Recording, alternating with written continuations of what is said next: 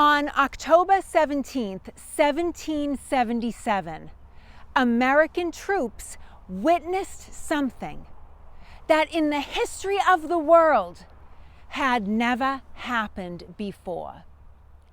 And it happened here, where I'm standing.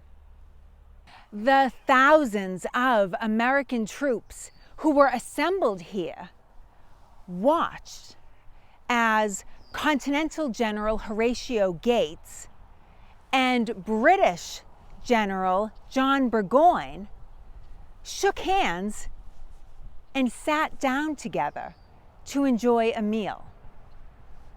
But these two armies had just fought two ferocious battles against each other. And yet, the Continentals and the militia who were gathered here watched as Gates and Burgoyne and all of their officers sat down to eat together. Hi everybody, it's me, Katie. Welcome back to my channel where it is all Revolutionary War all the time. On this channel, we venture out on historical action adventures and we visit the places where events of the American Revolution actually happened. Like today, we are at the Saratoga Surrender Site near Schuylerville, New York, which is part of the Saratoga National Historical Park. We are not in Boston anymore. The Hudson River is right over there. I can see it. The thousands of American troops who were all drawn up in this area, both Continental soldiers and militia, had just defeated the British under General John Burgoyne at the battles of Saratoga, which were fought over the course of 2 days, September 19th, 1777 and October 7th, 1777. 10 days later, the Americans were all ordered here to witness something unprecedented, something extraordinary, something that had never happened before in the history of the world. The surrender of an entire British field army. And it happened right here. All of the soldiers assembled here witnessed British General Burgoyne approach and ceremoniously offer his sword to Continental General Gates. General Gates accepted it, and the two men conversed for a few moments and shook hands, and then General Gates returned the sword to General Burgoyne. And then the two men, with all of their officers, retired into a big marquee tent that General Gates had set up here to share a meal together. And it's a remarkable moment. It is a historic moment. The first time a British field army is surrendered. But that's not what most interests me.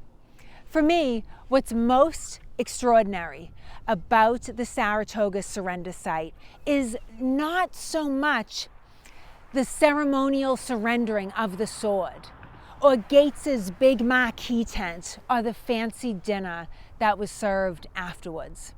For me, what I think of, and the whole reason I made this video, is because it's about the enlisted men. It is about the thousands of rank and file American troops who were all here, who all witnessed a British general handing over his sword and knowing the men who were here, who fought the battles, knowing that they were the ones who had humbled a British army. That's the reason, the real reason I wanted to make this video.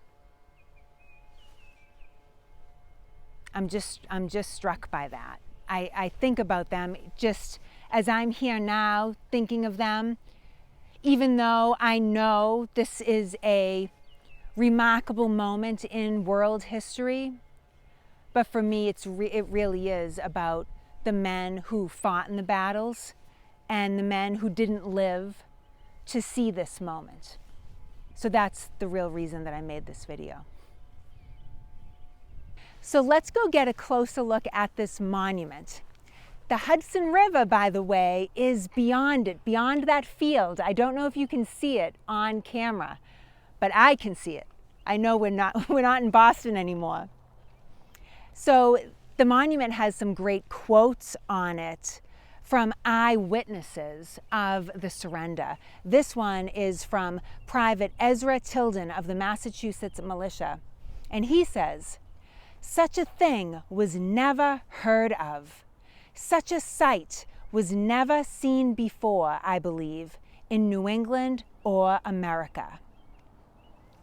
And this is just kind of a replica, or like a copy in bas relief of the surrender of Burgoyne. It's based on the painting by John Trumbull. And then this quote. This is from Lieutenant William Digby on the British side, 53rd Regiment of Foot. And he said of October 17th, "A day famous in the annals of America. Thus ended all our hopes of victory." Meanwhile, in full view of the Americans, the British troops who had grounded their arms filed past as prisoners to the tune of Yankee Doodle. But the Americans maintained absolute order and perfect decorum as the British passed. In fact, 29-year-old Ephraim Squire of the Connecticut militia made a kind of humorous comment. He said that all of the Americans were lined up watching the British file past them, which at first he called a very agreeable sight. But then, he said, he began to feel a little bit weary because the prisoners were 3 hours in passing. There was a total of about 6,000 British prisoners taken, including British regulars, German and Canadian auxiliaries, and loyalists. Continental Major Henry Dearborn, one of the key leaders on the battlefield at Saratoga, recorded in his diary that the great Mr. Burgoyne and his whole army surrendered themselves prisoners of war, and with their public stores and having grounded their arms, set off for New England, the greatest conquest ever known. The battles of Saratoga are often referred to as the turning point of the American Revolution, because what happened here, the American victory at Saratoga, is thought to have put us on that trajectory toward independence.